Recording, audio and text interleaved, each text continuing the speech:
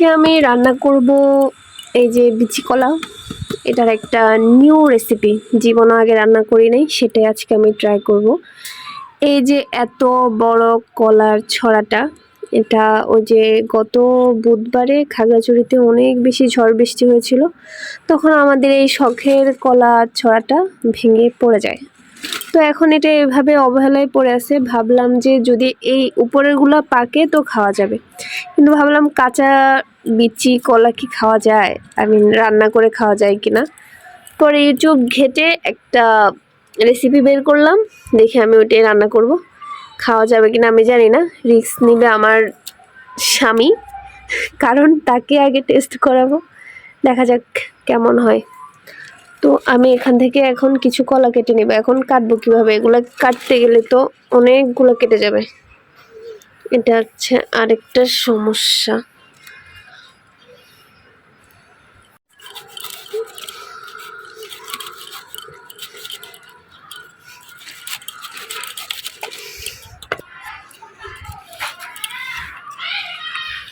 নেওয়া যাচ্ছে না, তো এগুলা বেশি শক্ত মনে হয়, এগুলো একদম পেকে পেকে যাওয়ার মতো অবস্থা। এগুলা যে আমার মনে হয় এগুলো দিয়ে বেশি ভালো লাগবে।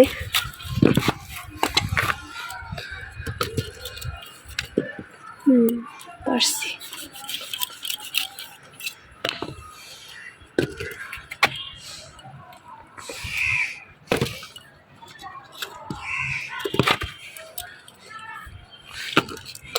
হয়ে যাবে এই কয়টাতে,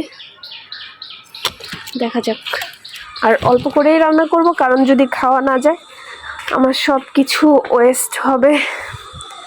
ওকে, কলার খোসাগুলো ছাড়িয়ে নিলাম একদম সুন্দর মতো করে, যেন কলার মধ্যে সবুজ অংশটা না থাকে, কারণ কলার মধ্যে সবুজ অংশটা থাকলে ওটা শক্ত হয়ে থাকে আর হচ্ছে কালসে হয়ে যায়।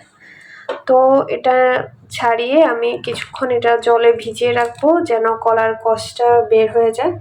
আর এগুলো যে সাইজে রান্না করবেন সেই সাইজ মতো কেটে নেবেন। আমি সাইজ করে নেব এখন। তারপরে এত পরিমাণ কষ বেরোচ্ছে যা বলার মতো না। এই রান্নাটা একদম সরিষার তেলে করতে হবে। তো আমি প্রথমে দিয়ে দিলাম সরিষার তেল, এর মধ্যে দিয়ে দিব কালো জিরে আর হচ্ছে কাঁচামরিচ। এরপর দিয়ে দিব কেটে রাখা কলাগুলো। আর এগুলো আমার দেখে ভয়ঙ্কর লাগতেছে যে এগুলো আমি খাবো কিভাবে, এত বিচি, এটা কিভাবে খাবে, এটার মধ্যে তো কোনো কলাই নেই, সবগুলা দেখতেছি বিচি। আমি যাই হোক, আগে রান্না তো করি, রান্নাটা কেমন হয় আমি জানি না, কারণ ইউটিউবে যেটা দেখছি আমি ঠিক ওইভাবে রান্না করব না, আমি একটু আমার মতো করে করব, এক্সট্রা কিছু অ্যাড করে। ওখানে শুধু দেখেছিলাম সরিষা বাটা দিয়ে রান্না করতে, কিন্তু আমি এর সাথে আরেকটা জিনিস অ্যাড করব, সেটা হচ্ছে নারকেল বাটা। তো আমি কলার মধ্যে দিয়ে দিলাম পরিমাণ মতো লবণ এবং নারকেল বাটা, তারপর হচ্ছে সাদা সরিষা বাটা। এগুলো দিয়ে কিছুক্ষণ নেড়েচেড়ে নিব, কারণ হচ্ছে সরিষা দেওয়ার পর খুব বেশি কষানো হলে এটি তেতো লাগতে পারে, তাই বেশিক্ষণ কষাবো না। আর হালকা করে এর মধ্যে একটু হলুদ গুঁড়ো দিয়ে দিব, না হলে আমার কাছে এটা সাদা সাদা দেখতে লাগে, যেটা একদমই ভালো লাগে না। তো অল্প পরিমাণ করে হলুদ গুঁড়ো দিয়ে দিলাম, আর হচ্ছে এর মধ্যে পরিমাণ মতো জল দিয়ে ঢেকে দিব, তাহলে রান্নাটা মোটামুটি শেষ। আর অনেকে হালকা চিনি দিতে পারেন, যারা পছন্দ করেন একটু মিষ্টি মিষ্টি লাগবে, যেহেতু আমি নারকেল বাটা দিয়েছি তার কারণে আমি চিনিটা অ্যাভয়েড করলাম। এবার হচ্ছে রিভিউ, সেটা হচ্ছে যে সত্যি কথা বলি অনেস্টলি, সেটা হচ্ছে রান্নাটা খুবই টেস্টি হয়েছে। ঝোল বা আদার্স একটু একটু যে কলা রয়েছে বিচির মাঝখান দিয়ে, সেটা খুব ভালোই লেগেছে।